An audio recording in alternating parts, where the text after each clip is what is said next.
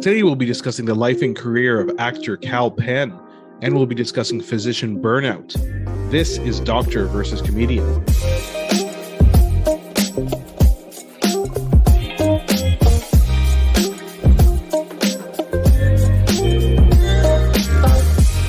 I'm Dr. Asif Doja, and this is the Doctor of Laughs.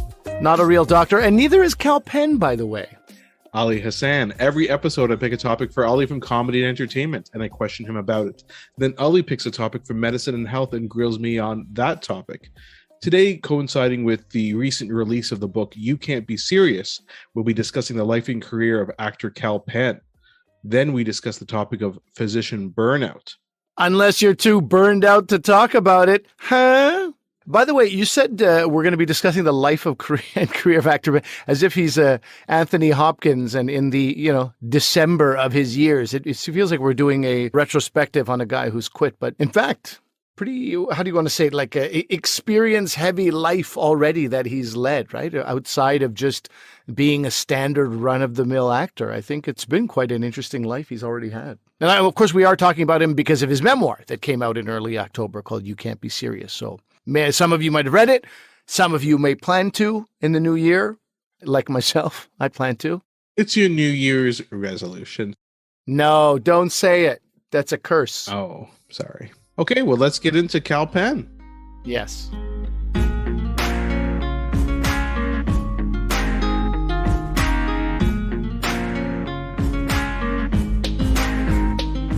Okay, so Ali, I wanted to ask you today about Kal Penn. As you mentioned, his book, which is called You Can't Be Serious, came out in October. And I thought we could just go over his career and your thoughts about him, because you and I offline have kind of talked about, in our words, trailblazing brown actors. And he is it. He's the GOAT of that particular category. And let's be clear what we're talking about. We're not talking about Bollywood actors, right? We're talking about people who moved to either the UK or particularly North America is what we're talking about, and made a career in acting. Yeah, you must think our listeners are real morons to have to clarify that. But no, we're not talking about that. No, that's not it. I just want people to be like, well, what about Amitabh Bachchan? Okay, everybody relax here. Yeah, you're probably right. We were going to get a lot of letters with the words Amitabh Bachchan in it. Yeah. Thank you for avoiding that flood of emails and letters that we were going to get. Yeah, he's an OG, man. He's an OG. What was the first time you saw Kal Penn in a movie? So the first time is, I never watched Van Wilder with Ryan Reynolds, but I saw clips of it. And I said, there's a brown character in this. That's the first time I can remember seeing him in something. And then when he was in Harold and Kumar, I went back and realized it was the same person.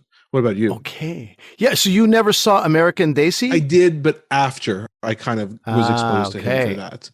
Because I saw American Desi and then I didn't realize, again, it was the same person. I only realized that afterwards. So this is a sad fact that our listeners should know about, that Asif Doja, a brown guy, thinks that all brown people look alike or cannot distinguish. It's almost the opposite. It's almost I thought he was three different people, but America at that time was only hiring one brown actor for movies and TV shows, and it was Kal Penn. So, but you were saying American Desi was the first time you saw him?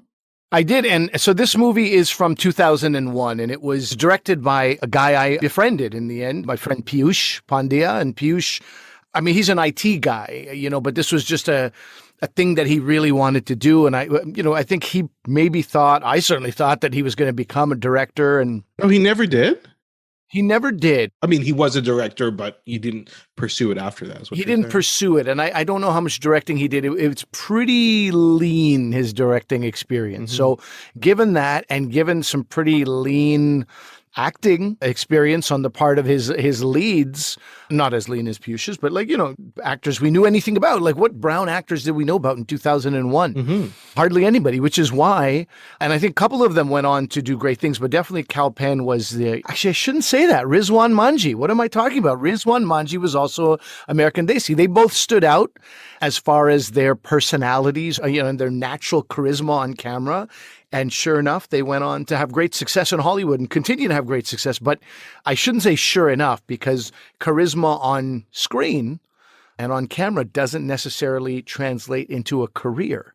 And that's part of the interesting thing about Kal Penn's journey and some of his stories that he tells about, trying to break into this industry. He wasn't doing it just for a favor. He wanted to be very much an actor. And so when I saw him, I was immediately, there was no IMDb. It was very difficult to look up people in 2001. But I remember the first thing I was like, who is that guy? And he was very funny. He was just like every funny brown guy I knew in a way. He was so relatable. And I think that's what he talks about in his book as well. This idea of he's always been relatable to people because although it's fun for him to pick roles where he's a murderer or something, it's so unlike who he really is. And he says a comment to my relatability is that I've spent many years just having complete conversations with strangers, which turn out to be pretty deep conversations sometimes, which also leads me to a moment of shame in my life when I met Kal Penn. Oh, I didn't know you met him. What? Yeah, I met him at the craft table, at the dinner table for Designated Survivor. So I was on 3 episodes of this show, Designated Survivor. Kal Penn was, I think, on every episode of Designated Survivor, he would have been. We were never in any scenes together, so I didn't expect to meet him. So I met him out of the blue, just at the table. I think he was about to start filming. I was wrapping up, something like this. And it was such a quick interaction, and I had, nothing in my mind that I just didn't want to be that guy who's like fanboying. I didn't want to make him uncomfortable. He's on set. The idea is, act like you've been there before, Hassan. Act like you're a seasoned actor. You know what you're doing. You don't have. But to meet him, I was dying to tell him, like, man, you're an inspiration to so many brown guys. But he's like, is this vegetarian? What about this? Is this vegetarian? And, hey, man, you're an inspiration to, there was no in. So I had a very quick chat with him. And I said, I'm friends with Piyush, who directed American Desi. He goes, man, have you talked to Piyush recently? I said a couple of months ago. He goes, tell him I say hi. I haven't talked to that guy in a very long time. And that was it. Made this little connection and then never spoke to him again. But the shameful part is that in an interview on Shondaland, and I encourage anybody who's interested in this to go to Shondaland, Shonda Rhimes, prolific showrunner in Hollywood. It is her website, Shondaland. Her interview, not her interview, but one of her, staffers has an interview with Kal Penn, and it's great. And Kal Penn talks about how he was sitting in a bar in New York and some stranger just came and talked to him like they perfectly knew each other and said, when my dad was dying, we watched Harold and Kumar Go to White Castle, and I watch it and I think of my dad. And I'm like, God damn it. I could have talked to him about, American Desi and what an influential film that was and how important his career was to so many young brown actors, including myself, even though I couldn't even imagine acting back then. It was not even a concept. Yeah, so let's backtrack a bit because that's actually, I think, the point is that it's so interesting that he chose that path for himself so early on. This is why you have to give him these props because he is a trailblazer in that respect. He was born in New Jersey, so American-born Indian. His mother was a fragrance evaluator. His dad's an engineer. So this is, pretty typical household that he grew up in. Yes, many Indian women are fragrance evaluators. I don't know if people know that, but that's pretty much what we specialize in, brown women, our mothers. Yeah, exactly. Okay, so it's half typical and half something I've never heard of in my life. But still, yes, solid jobs, jobs, J-O-Bs, capital J jobs. Yes, exactly. He went to UCLA and he majored in film and sociology, which is like two things where, most Indian parents are like, well, your options are business, law, medicine. That's about it. And so he's already kind of veering a bit in terms of doing film and sociology, but he went to UCLA, amazing school. And then he basically started acting after that. And did you hear about how, he changed his name to Kal Penn? Yeah. And, that's especially worth mentioning, I think, too, Asif, because when you say that he's a, trailblazer and I say he's an OG, I don't know if everybody fully understands or appreciates what we're talking about.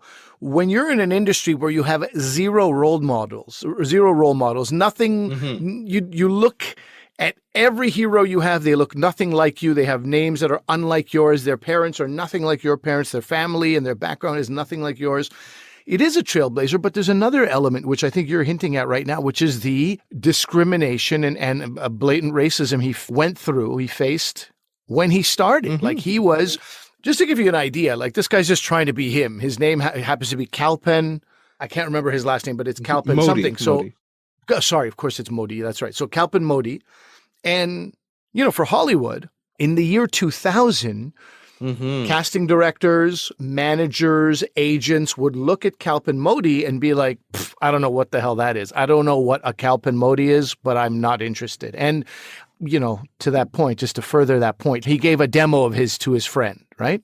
And that demo, she sends it on to her. No, on his friend that he tells a story about, is in his book, is Jenna Von Oy, who is from Blossom. She was like Blossom's friend. That was her main claim to fame. So they became friends, I think, in film school, And then anyway, so then continue. Yeah, so you're right. And in film school, I think she saw he was super talented and super funny. And so she's like, people aren't calling you back? That's weird. He goes, yeah, they're not calling me back. So she asks him, can I take your tape and, do some of your scene work and show it to my manager? And he's like, oh my God. And she apparently had an A-list manager. And he says, of course you can. That's so nice of you. She says, I know he'll want to at least meet with you, right? Because it's me, it's my manager. I'm telling my manager I believe in you. So obviously that's how things go. You got to see this guy. Okay, great. She comes back and she says, I can tell you the truth, but it is a little bit uncomfortable. It's a little bit tricky. First of all, he was very impressed, and he does not usually say that. So he absolutely means it. And Kal Penn's like, that's good news. What's the bad news? And she says, he doesn't want to meet with you. I'm just going to quote from his Shondaland interview.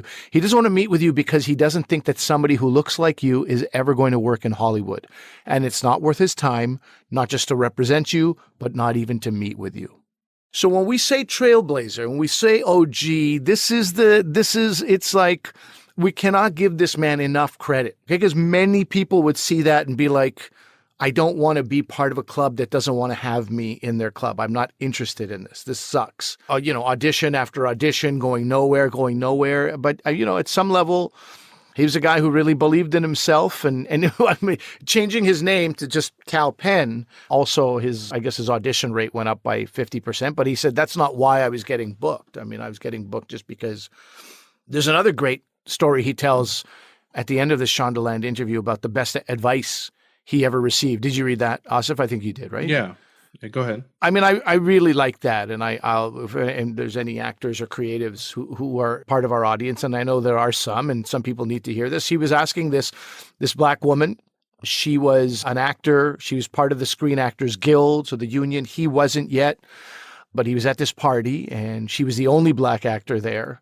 Maybe the only Black woman on network television at the time, he said. So he was asking her, how do you deal with rejection? How do you deal with the fact you may not get hired because of the color of your skin? And she said, I make sure that they know that that's the only reason that they're rejecting me. She said, I make sure I'm the best trained, right? She was classically trained in Shakespeare, MFA in acting from some top school. And she says, when I go in there, I know they're seeing my resume. They know what I've done. They know what I'm capable of doing. And if they're not hiring me because they want some middle-aged blonde actor with less training, less credits, they know why. And I've done everything I can do to make sure that I've represented myself the best to my abilities. And there's a sadness there that, people of color have to be better than the best white person. Mm-hmm. Man, I love that. I think I've told you, a veteran comedian from Vancouver, I remember once I was young in comedy and I was still that guy who's like, if 100 people are in a room and 97 are laughing, I'd be focused on the 3 who aren't laughing. Mm-hmm. And that was like very much like, what's going on? Why can't I make everybody laugh? And Kevin Fox, this comedian from Vancouver, I'm watching him. It's a show that I'm hosting. And we knew there was this table who just was not enjoying themselves. They just didn't like comedy or whatever we were giving them. They weren't picking up what we were putting down. And Kevin looks right at them. He's got the room laughing. He's doing really well. He looks at their table and he goes, it's all right. I'm not for everybody. And he moved on. And I remember being, oh, wow, what a freeing thing for yourself, for the room, for that table, even just to be like, I don't really care if you laugh or not. You're not affecting me. And I'm not going to let you affect me. And I'm mentioning that to my own head. I'm mentioning that publicly. I love stuff like this. So this reminds me of that a little bit, but with so much more skill and training behind it. Like, I'm not going to let your rejection affect me. It's funny because Kal Penn says he can't actually remember the name of the woman who he met, this actress, which is Oh, funny. But it's betting on yourself, right? And that's what it yeah. is. And I love that perception where you can't give people a reason other than your race for not giving you a job or not doing that. And I think Yeah. that's what we as you said, people of color have to keep in mind. And it's very good advice. And it's interesting, as a segue, we should talk about the Harold and Kumar movies because Well, I think that's what happened when I was standing across from Kal Penn. He was like, he's a vegetarian. And all I could think of was like, didn't you eat a bunch of burgers you from want to White go to Castle? White Castle. Yeah. I was completely like, I think that's why I couldn't come up with some good conversation. But yeah, no, of course, Harold and Kumar has to be discussed. Because that movie again, and what I liked about that, so that was written by John Hurwitz and Hayden Schlossberg. Those guys went on to later create Cobra Kai, which is a great show on Netflix. And just the idea they were going to write a story like that with these two minority characters in the primary roles, and them being minority characters wasn't kind of the crux of everything, right? It was just these two Right. stoners going. They obviously there is stuff that comes in with Kumar's parents and things like that. Yeah. His brother, played by Canadian actor, comedian Sean Majumder. Yes, he is in. Yes, and so there is some kind of some of those things are teased out thing, but it's not the main point of the thing. It's just that these are two stoners trying to get to White Castle at the end of their crazy night, and it was just such a revelation. I think it was so cool for me to see that, even though that's not really my jam, getting stoned and going to White Castle in the middle of the night. But I do like burgers, and I just think seeing this, I don't know, it was just amazing. Again, someone who's cast and a character created who happens to be brown, but that's not the point of their character. I never really saw that before. Yeah, that was great. That was great. I mean, that was. And I think, having visited my cousin, Zaki, who you know as well, like having visited American college campuses, they were pretty diverse, or at least maybe Zaki's Pakistani, so his friends were a different background, Turkish buddies, Vietnamese buddies, and a lot of white guys, obviously. But they all had a lot of different cool interests that were, not connected to their ethnic background. And I remember thinking of like Indiana University. As soon as I saw Harold and Kumar, they have these roommates where these three Jewish buddies or two Jewish buddies who are also, and it's like, sure, there's some mentions of this and that here and there, cultural stuff. It inevitably comes up when you're young, but it wasn't the point of the story of these two leads, right? They just happen to be Asian. I mean, obviously they use certain things, like his father was disappointed in him for not going in med school. Why can't you be more like your brother? But yeah, no, it was a very big deal not to see stereotypes in that, and then the leads. The other thing about that movie, just to finish off on Harold and Kumar, is that relationship because, of course, one of my good friends, Lee, is from Taiwan, who I grew up with. And that idea of, a brown guy being friends with someone who's Asian, it's funny when you see that come up. And it's because, the South Asian community and the Asian community have a lot of commonalities. And so when you're growing up, even if you don't know too many brown people, you're like, oh, but that Asian guy, he knows what I'm going through because our parents have high expectations and they immigrated here and all this stuff. And so it was funny seeing that relation played out on the movie screen. And then, of course, you've seen other examples like that, like Aziz Ansari in Master of None. There's some episodes with him and his best friend from when he was growing up, who was also Asian American. So I think it was nice seeing that kind of relationship as well. And then, of course, this was a springboard, not just for Kal Penn, but for John Cho as well. They've gone on, John Cho was in the Star Trek movies. He's been the star. He's been the solo star, the main top billing star in some movies. And then the same thing happened with Kal Penn. And of course, The Namesake is one of my favorite movies ever made, based on one of my favorite novels that I've ever read. Jhumpa Lahiri, The Namesake, phenomenal book, to be read. Just an awesome... Also, a book and a movie that my friend Arsalan, who you knew, thought was the Namesake for a long time. He thought it was some Japanese. We made fun of him for that for a very long time. The Namesake, huh? We would never stop making fun. Anyway, yeah, The Namesake is fantastic. To be read, anything Jhumpa Lahiri writes is actually... That book and that movie is the quintessential distillation of the experience of being born and raised in America, being South Asian, as a and your parents were new immigrants. It's exactly it, and so many of those things resonate for me and my parents and our lives growing up. And Jhumpa Lahiri is an amazing author, so it was great. And then he moved on to House in the 2000s.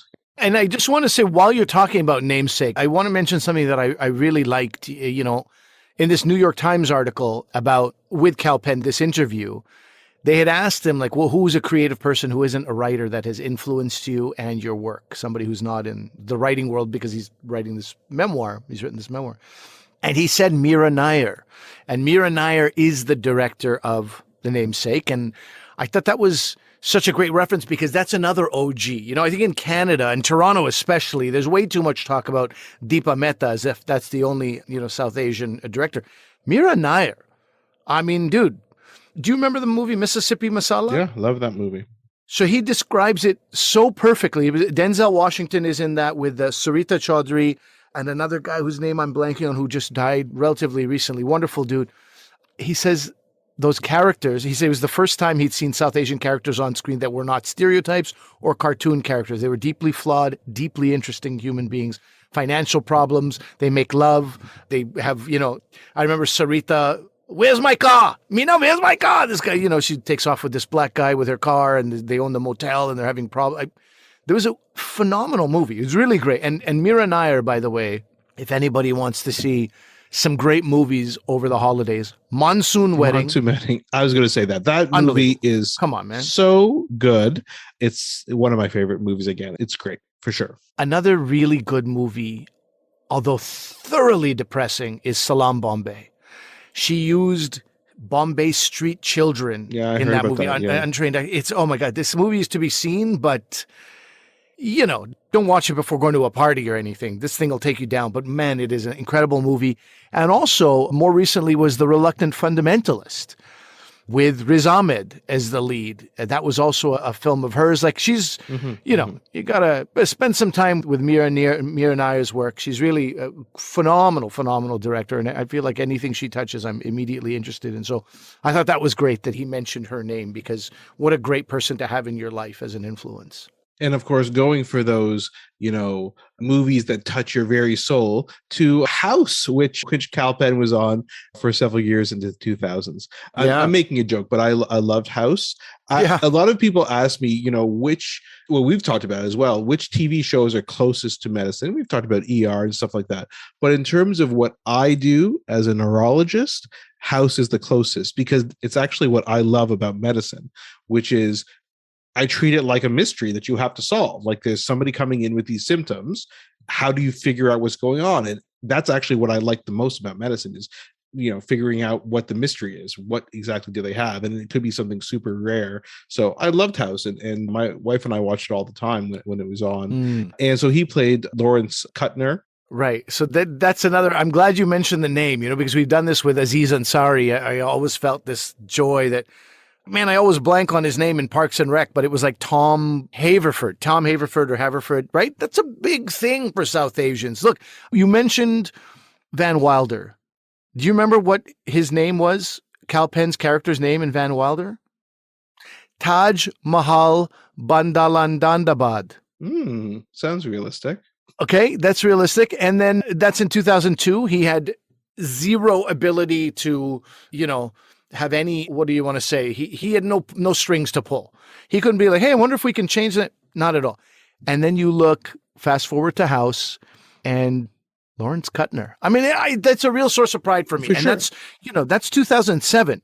That's from 2002 to 2007. That speaks to the work he's done, the work he wanted to do, the people he was working with, where he was able to be like, listen, this is not what I want to do. This is not who I'm trying to do. And I'm not sure about the story behind it. If my guess would be the character was created first, and then he auditioned for it, and they said, okay, we'll give you this character.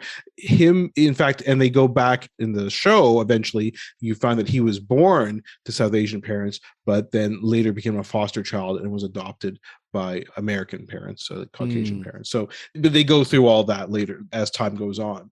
And so that was amazing. I agree in terms of just even his name, and the fact that he's South Asian didn't have much to do in terms of his name.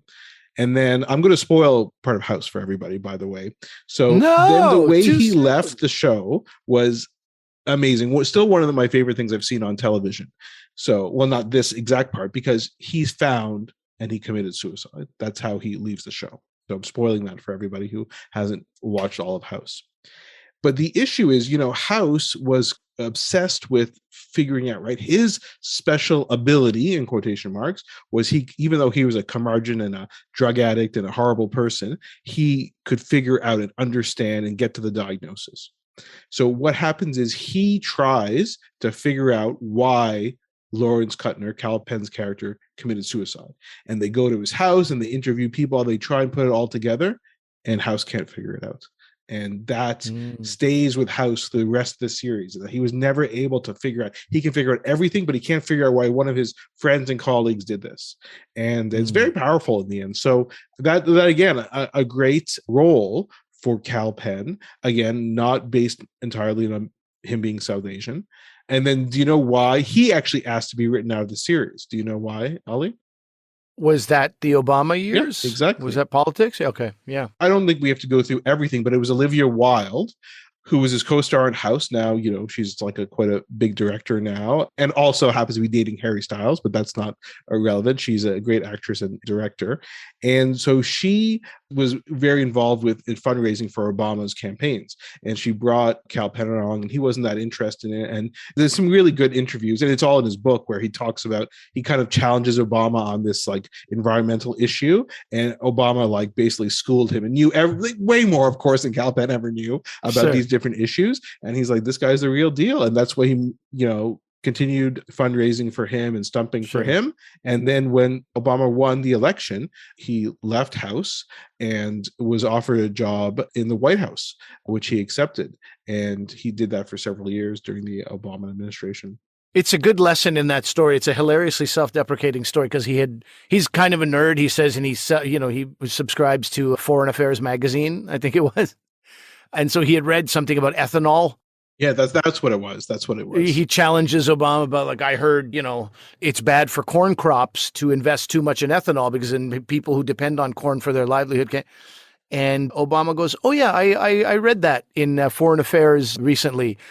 Like, Kal Penn was trying to act like it was just a smart idea he had, but he had, Obama had read the exact same thing. He was basically, so always say, I was reading recently in a magazine, you know what I mean? So that you don't, but it's a great story and it has a great ending, which is Kal Penn, staying in Iowa for a couple of, I think, months. And then it was the screenwriters strike. And so he just stayed on and traveled across America supporting Obama. And he said he was inspired by all these young people working for next to nothing for him. And it's a good story. And then, once he finished working at the White House, then he went back to TV and movies, and he was on Designated Survivor, as you said, for several seasons. So, and that's basically, and he's still actively working in Hollywood now and has made his career. And then, of course, his book that came out, and of course, his book has this kind of revelation about Kal Penn that he's gay and has been with his current partner for, I think, 11 years now. And it kind of goes over some of his decisions about why he came out and how that came about. So that's kind of a big topic he's talked about on some of the recent interviews over the past few months as well. Yeah. I want to read this book because this is, a personal hero of mine. I don't want to throw the word hero around loosely, but, I do look up to him and, revere Kal Penn.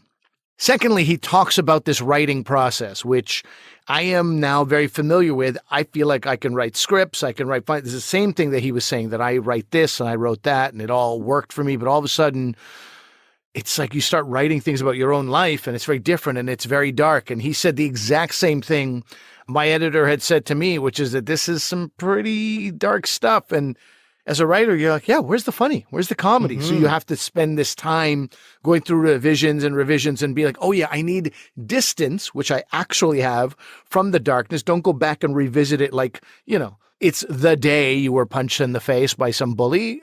Talk about the, the comedy of it or perspective it gave you 20, 30 years on. So I really like that. I want to read this book because of that writing process he went through. I was definitely curious about this relationship. I don't think anybody has ever talked about Kal Penn being gay. Not that they should, not that they need to. That is 100% his business. But Hollywood is such that these things come out, you know? But my first thought, as a self-deprecating brown person, my first thought was like, wait, 11 years and you only just got engaged? I mean, buddy, this is disappointing on 2 levels to your parents, potentially, right? But I was curious about how, he ended up talking to his family about it, because that can sometimes be a difficult conversation, especially sometimes with certain South Indian families and situations. But it's funny. Again, this is just him being a trailblazer, but this is what he said. He said, "It sounds jokey, but it's true. When you've told your Indian parents and the South Asian community that you intend to be an actor for a living, really any conversations that come after that are super easy," which is pretty funny. Yeah. And I'm sure true. He again, even for his own life, he had to kind of bust down doors, and just be accepted for who he is when it came to his profession. And then he was able to kind of follow that along with his personal life as well. So I think, we're both on the same page here. I mean, it's really, like I said, we've talked again about this before. The only person who was brown on TV when we were growing up was Apu. And to have this, and Kal Penn also, by the way, he has his own thoughts about Apu. He basically hates he hates the character. Not positive. And he's definitely allowed to have that opinion, but that's also in the documentary, The Problem with Apu. But Kal Penn's featured a lot in it. But listen, Kal Penn was really the first actor that we really noticed on screen in the early 2000s, and again, especially not playing stereotypical Asian characters. Taj Mahal from Van Wilder accepted, but after that he wasn't. And so, I mean, I think we've been pretty clear. Lots of props, lots of respect to Kal Penn. Yeah. I feel like there's this trajectory in a South Asian actor's life. I don't know if I can, extrapolate from there about other actors of color, but it feels like you start with these stereotypical roles and you're playing like, accented, stereotypical caricatures. And then you get to play just roles. Just the name doesn't matter, your background doesn't matter. And then you get to a certain age where you're like, I want to play those characters again. But now I want to dive into, it reminds me of like Paul Hung-Seung Lee on Kim's Convenience. He's like, there are immigrants who own corner stores. These are people who have accents often. These are people who are treated like they are less intelligent because they have accents. They're able to express themselves very intelligently, very confidently in their own language, and the accent gets in the way of that. Imagine the frustration that some of these people have. And he took joy in trying to portray that frustration, So I think you get to a point in your career where you're like, okay, I'll go back to those roles, but I'll play them on my terms. And I feel like there's a little bit of that. If you go to his IMDb page, you see the choices that he's making. It is, brown roles. He is executive producing very sort of South Asian stories, but he's doing it, on his terms with his own blessings. So it's great to watch. His book is called You Can't Be Serious. And if you're looking for something to read over the holidays or as part of a resolution, which many of us don't believe on, let's just say you want to read a lot of books in the coming year, might be a great option. You can read 2 articles we've just been quoting. One is in Shondaland interview with Kal Penn, and one was on New York Times. And I think those articles will further set you on the path of looking into this book.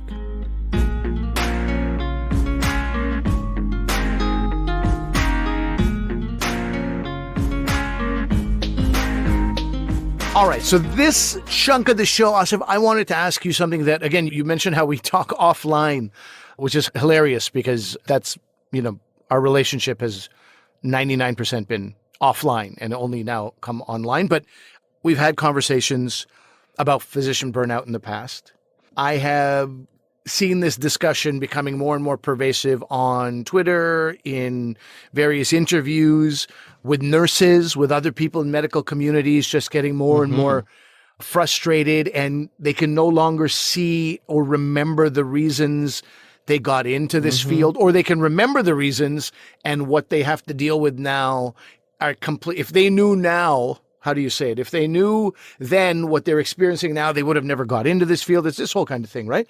So this is an obvious topic, and this may even be something that we have to do in 2 parts in the end, because it's very broad. I wanted to ask, what is physician burnout? And I'm sure, there's tons of healthcare workers who are having the exact same thing, but physician burnout I only talk about because it's you. I wanted to ask about, how real is it? What are the consequences of it? What does it mean? And where are we seeing it? And how is it manifesting? So it's a broad thing to talk about, but I guess we'll start with, what does it mean, physician burnout? And also, what is its connection to now, 20 months of a pandemic? Yeah, I mean, so many good points you raise. And I think you're right. We are going to focus on physician burnout. I'm hoping in the new year, we can also focus on some other healthcare workers, especially nurses. I mean, there's such a crisis going on with nurses, especially in North America. We should really talk about that. So I think we should think about that. And it's tough, right? And if I can compare it, I don't know if this is a fair comparison, but like, if you're on a TV or movie set and they're really behind and they're getting stressed from the producers to hurry up, the director feels that, but there's not so many other people, integral people on a movie set that are important. So you can't just focus on just physicians, just like in that situation, you can't just focus on the director. So I totally agree. And with the thing you mentioned about the pandemic is also really important too, because physician burnout was probably at a crisis level in 2019 already. Oh, see, that I did not know. It wasn't being spoken about. It wasn't in interviews that were coming across my radar. That said, I didn't follow a half dozen physicians and nurses in 2019 on Twitter. Yeah. And I'm sure you see more now because of the podcast. Yeah. Well, no, also because of the pandemic, brother. I wanted to be on the forefront of what the hell's happening. Oh, I thought it was just because doctor versus comedian. Now, I have a life outside this podcast, but yeah. Well, anyway, so, but, and I don't just mean 2019, it's been an ongoing problem. We can talk about some of the root causes maybe in a sec. And then the pandemic hits. Obviously, healthcare is severely affected with the pandemic, the stress on people. People forget there was a time at the beginning of the pandemic where, again, everybody knows what PPE is. We did a whole episode on masks. We giggled our whole way through it. PPE. Oh my God. We didn't. Yeah. Okay. We all know. We didn't know if we were going to have masks and protection for a while because there was a worldwide shortage as we were waiting for the supply to increase and deliveries to increase. So just the stress of COVID on top of everything, as I always tell people, I've said this a million times, there's not, when I ask a patient if they're stressed and they say no, I'm like, oh, that's weird because 7 billion people in the world are stressed right now. And you're the one person who's not. Like, everyone is stressed at this point in the world. Yeah. But it's tough when it's healthcare and really it's a medical issue with the pandemic. And it's been so stressful for healthcare workers. So that's really contributing more and more to burnout. And you're seeing this, as you said, online, on social media, opinion pieces. We're seeing it talked about a lot more. So we'll go back a second and answer your question, which is, what is physician burnout? So people kind of say it comprises three things. It's obviously related to your work as a physician, and it involves emotional exhaustion, depersonalization, and a reduced sense of personal accomplishment. So emotional exhaustion is like you feel used up at the end of the day. You have nothing else left to offer your patients from an emotional standpoint, from an empathy standpoint.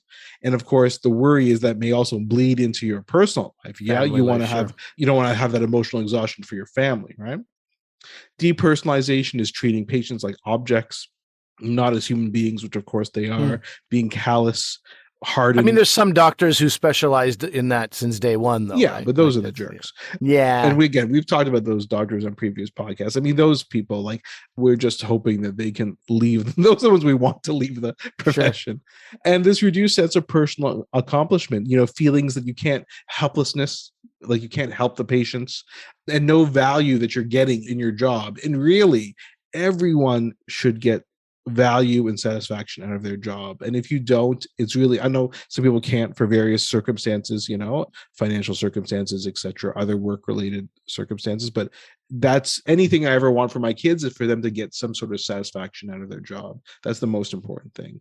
So when you're not getting that in something like healthcare, that's really concerning. So those all kind of contribute to what burnout is. Do you have like numbers of where it was, percentage of the industry prior to the pandemic and then during the, I just want to know how common it is and how much on the rise. Yeah, I'll give you a couple of examples. It's been increasing over the past few years. So they say there's burnout symptoms in approximately 50% of studies of physicians in training and practicing physicians in the US, for example. And that was pre-pandemic, right? That was from around 2018, 2017 or so. But just to give you a recent example, the Conference Board of Canada, so here in Canada, they surveyed 200 healthcare professionals, and over 50% said they were unsupported or ill-equipped for the changes taking place in medicine over the course of the pandemic. And 97% said that they reported that fatigue and burnout have increased in their workplace. So implying either themselves or other people.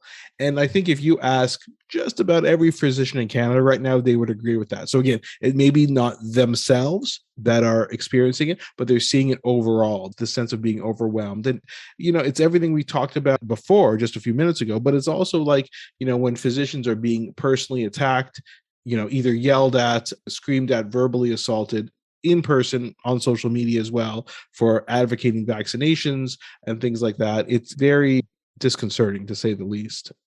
I think many of us could take a very, well-educated guess on why things have gotten worse during the pandemic. But why do you think burnout was on the rise prior to the pandemic? What was happening in the medical field that was increasing that? Yeah, so there's a lot of different kind of causes that they've looked at in terms of why burnout has been increasing over the years. And one thing to kind of put to rest now is there could be a theory, right, that maybe medicine attracts people who are more likely to be burnt out, right? Maybe that's it. And that has shown not to be the case. Other people, probably misogynistic people, will say, well, you know what's been increasing in medicine over the past few years? The number of female physicians. So maybe that's it, but that's been shown to not be true either. So we can kind of put away some of those ideas that it's an inherent problem with physicians. It's an inherent problem with female physicians. That's all not true. One big thing is the use of these computerized order entry systems, which is a bit strange, right? Because you would think, oh, you're computerizing everything. The way we used to have to write orders is to write them down and give them to the nurse. And then they would, look at the order and then transcribe it, and then maybe go to the pharmacist and go down to the pharmacy and pick up the medication, then come back up, and then they would administer it. That seems to be pretty inefficient. So you would think that computers would be better. But what computer, we call those EMRs, electronic medical records, and everybody in medicine knows what I'm talking about when I say EMR, and they kind of have a shudder, a near-death experience when I say that word, is because what it's done is it's taken a lot of work that was a clerical job, and it's moved it to physicians. So I'll give you one example. Physicians often used to dictate. You've seen that maybe on old television shows, right? And a surgeon does an operation, and they go out and they dictate into a phone system or a dictaphone. They dictate everything that happened. Then they just give that to an administrative person, and they transcribe what happened in the operating room. They edit that a bit, but that's basically done, right? Now you have to write the note. So now when the surgeon is done, they have to go to a computer and type out every single thing that they did in the thing. So they're responsible for not just typing it out, proofreading it, checking it, and then these just be sent automatically in quotation marks. So your administrative assistant would, type it out, you'd proof it, and then it would be sent out. Now you have to send it out to everybody. Okay, I got to click on their family doctor, and I got to click on their other specialist who referred them to me, and I'll send it out. So it's these things that should be perhaps, or at least in the past done by other people, have now been passed on to physicians. And of course, there's a cost savings involved, right?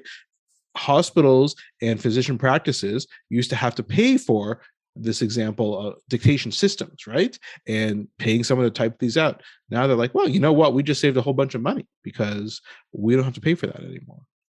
So I'm just using that as an example, but that's the problem with these EMRs, is that they do that. The other thing is, just like with emails, if I was at work and I would have to write an order in person on a piece of paper to get something done. Now they can call me at home and be like, oh, hey, you forgot to do that. Could you do this? So suddenly, you could be asked to do something any time of night. There's messaging, like text messaging in the EMR system. So people can message you at any time of day. Can you do this? Can you do this? And things like that. So this EMR means you're doing more stuff remotely, which helped during the pandemic, but it's difficult to turn things off. And don't get me wrong, EMRs are useful in some respects. So for example, they can double check your medication orders. So, if I made a mistake, I added a 0 and I could have overdosed a patient on something, we'll catch that often and say, that's too much of a dose. So there definitely are good things about it. But one thing is, again, let's do a whole episode maybe on EMRs, and except it causes PTSD in people who have to listen to me talk about EMRs probably. But the EMRs are designed mainly from US manufacturers and software developers, and they're designed to maximize billing. So they're not designed to be in the best interest of patients. They're not even designed to be in the best interest of physicians. You think they would be because you have to maximize billing. But in the US, it's usually HMOs who are invested in that, and they want to maximize the amount of profits they can make. And so even when we use them in Canada, even though we don't have the same HMO system, we have to then kind of like work with an American system that has all these weird things in it to maximize billing that those don't really help us out. Sure. It's reflective of a lot of the stuff I'm reading about, people very much publicly saying when you make healthcare a for-profit business, there are many places where you have some serious drawbacks and serious, of course, negative consequences. And this again contributes to burnout as well, because the patients are being placed first, Yeah. But there's also, other things that contribute to burnout: excessive workloads, loss of support of colleagues.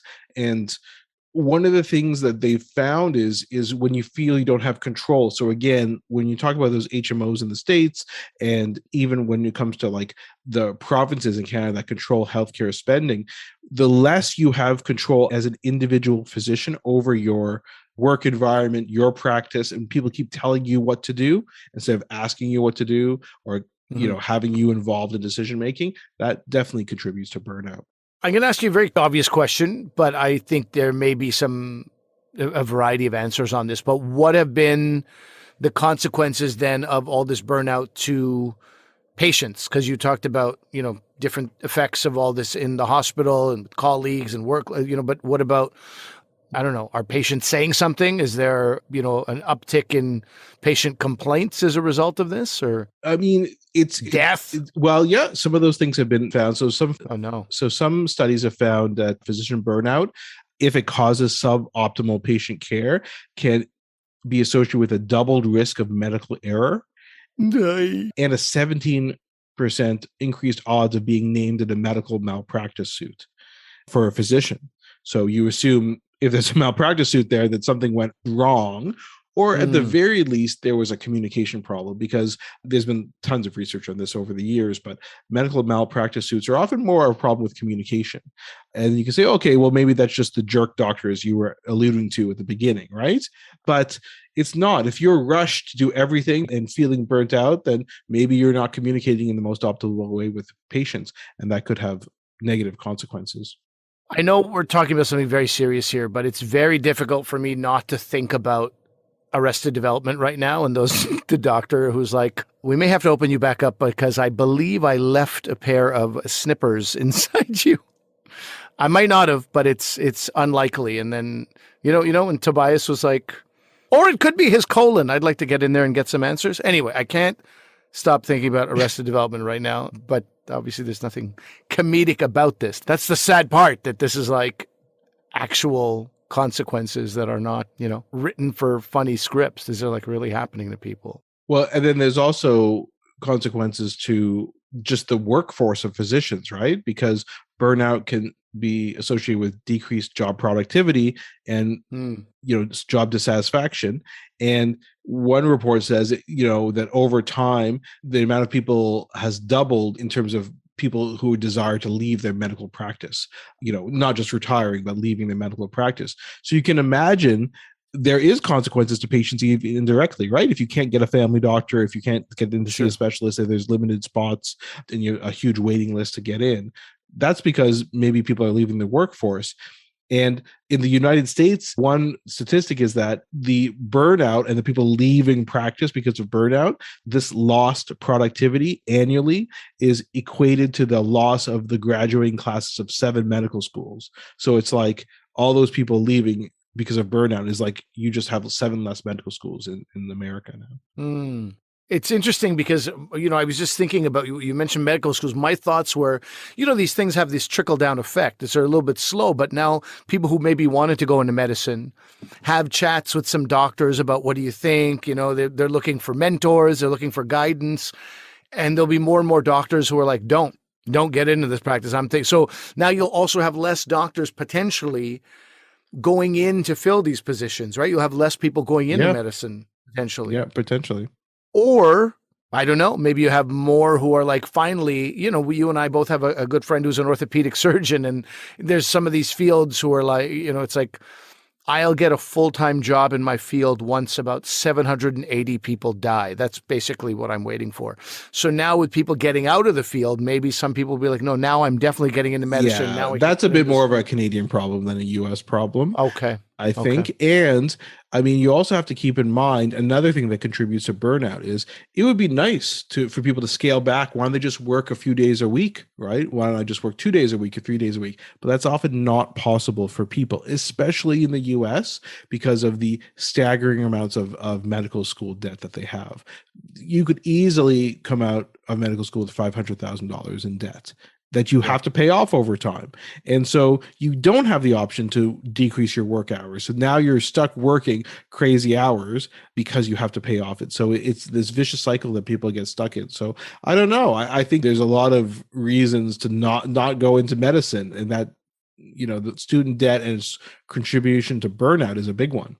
I don't want to ask this in a callous way at all, but I do remember, this goes back 20, 30 years, learning that dentists had the highest rate of suicide.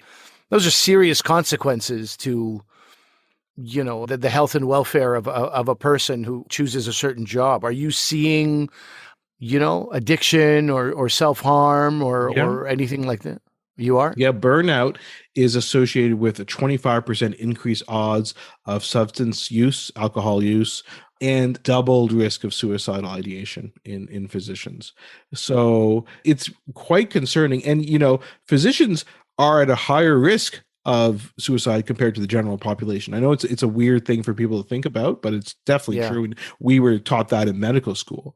Oh, I did not know that. Suicide rate amongst male physicians is 40% higher than other males in the population.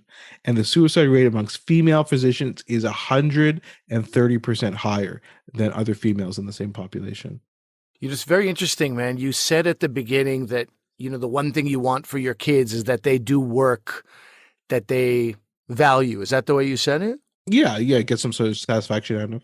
I mean, related to that, I think this is just a theory here from a dum-dum, but I feel like, more than many professions, when you are a doctor, that is your identity, right? And just seeing over the pandemic, friends who were like comedians, that's what they were.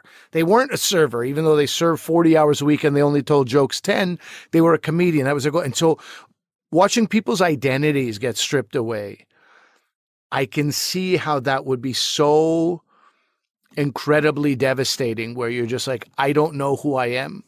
I have friends who wanted to be doctors since their early teens. It was just the only thing. This is what they wanted to do.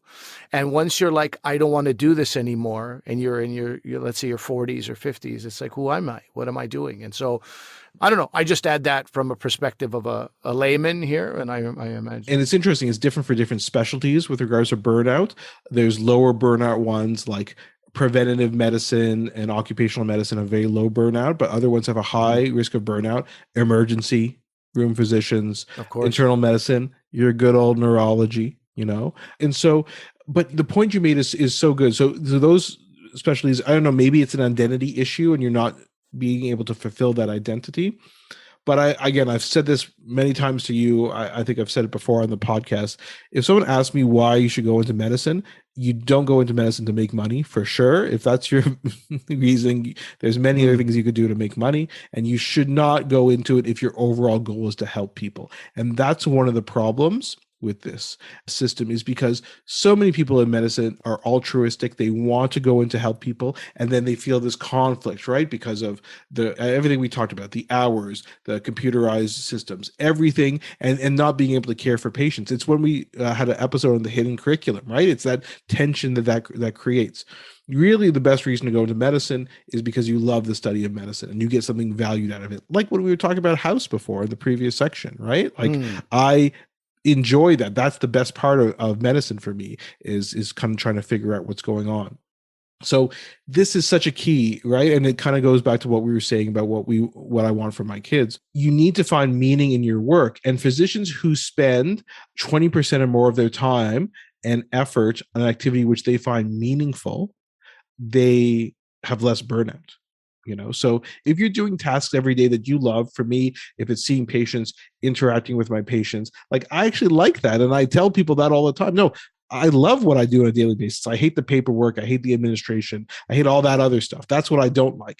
But when it comes to actually seeing patients, that's what I enjoy. And I hope other people in medicine can maximize that. And in fact, when I became the head of neurology, I'm the head of neurology at my hospital, another head of neurology at one of the biggest hospitals in Canada was talking to me about, he's like, that's what your job should be, is to try and maximize for people who work with you what they enjoy about it in their life, in the medical life, and minimize what they hate, So that's what you should try and be as a leader. And there's lots of books in the business world that talk about that. Well, I was actually going to a different direction, because you said, I think everyone should get some value and self-satisfaction out of what they do. But dude, I think that's some ivory tower stuff right there. Like, I don't think that that's realistic. I don't think that that's possible for everybody. And I think there is value for a lot of people to do a job for 8 hours and come home and not have to think about that job. The door shuts behind you and you're done. That's not the case with you. I don't know. I think there's value also for some people to be like, no, I don't like what I do, but the important thing for me is to leave it behind once I leave, once I get out. If you can do that, that's great. But that's the problem with medicine as a field of practice, right? It's just too difficult.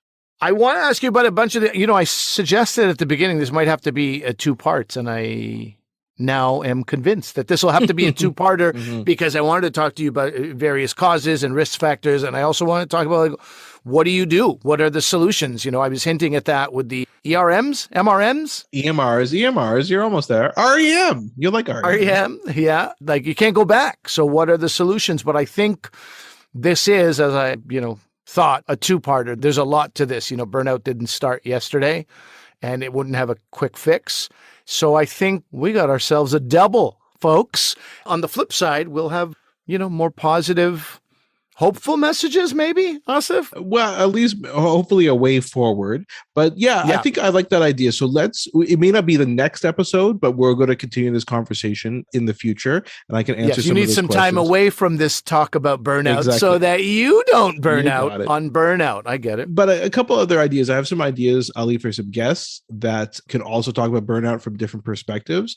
And so Kal Penn? I would love to get Kal Penn. Actually, people don't know this, but Ali is publishing a book this year, and you guys have the same publishing company. So I don't know why Kal Penn isn't on this podcast talking about it, but can you get on that, please? Fair enough. I mean, we basically interviewed him without interviewing him today. That is true. I should have just played. Like, what would we have left to talk to Kal about, right? We could just gush, for 30 minutes. But we'll plan for the beginning part of 2022 to have some various topics looking at burnouts. Got it.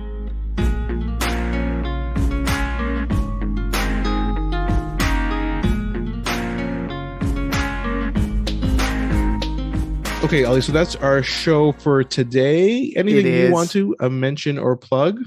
Just hope everybody's having a wonderful 2022. What is it called again? Yes, it is 2022. Yes. There's no fun way to say it, right? There's no cool way to say it. Not yet, anyway. Yeah, all the best in the new year. If we should have kind of opened with that, I think, right? This is our first episode of the new year. Yeah. Shouldn't we have opened with it? Oh, well, what can you do? Listen, but of course, see, why is it that I have to mention all these things? You have a show that just came out. The first episode just came out. I was getting to it. Oh my gosh. I'm very, very happy about the show. It's called Run the Burbs. Presently, it is on CBC Gem and CBC Television, and it is led, produced, and co-written by Andrew Fung, who was one of the stars of Kim's Convenience. He played Kimchi on Kim's Convenience. Very happy to work with this guy. It's been an honor to be, witness to this man's work ethic, and it's been a really, really fun show. I think I told you I was supposed to be in a small handful of episodes, and I wound up being in the majority of episodes, and I think it was just because we had a lot of fun on set. I don't know how Andrew has fun. He works very, very hard, but I was able to have a ton of fun. And I'm looking forward to it. I think, it's one of those shows, the first few episodes, you got to figure out who are these people. We were also figuring out who are these people. And then midway through the season, it picks up some energy and gets more and more fun. And then at the end, we were like, kind of don't want it to end now. Oh, that's sweet. Yeah. Another thing to mention is we were just on another podcast called the Jock Doc podcast. And was I though? Were we playing characters? Because this is a parody podcast. I cannot stretch that enough. We were not playing ourselves. It's a parody podcast. It's kind of an improv podcast. It's very much in the vein of Scott Aukerman and Comedy Bang Bang, if you guys have listened to them. It's quite a funny podcast. It's quite hilarious. And so they have these guests on. So Ali and I are playing two characters who are some shady alternative medicine business. But they were two characters. I don't know if we should tell them any more about that or if we just have them tune in. No, I think just plug Jock Doc and the Memets. Yeah, that's right. Those were our names. So just look for that wherever you get your podcasts. Search Jock Doc and you'll see we were just on a recent episode. So download that, take a listen to that, let us know what you think. And email us, drvcomedian@gmail.com. Reach out to us on Twitter, Instagram, drvcomedian. One thing that any of you who have used Apple and have updated your software recently, you got to click automatic downloads again for all your favorite podcasts if they updated your podcast app. So just make sure you do that because the automatic downloads really help us out. And remember that although I'm a doctor, I'm not your doctor. Medical issues we talk about are for your interest and information only, and they're not medical advice. Please consult medical professionals for actual medical advice. Thanks for listening. Bye.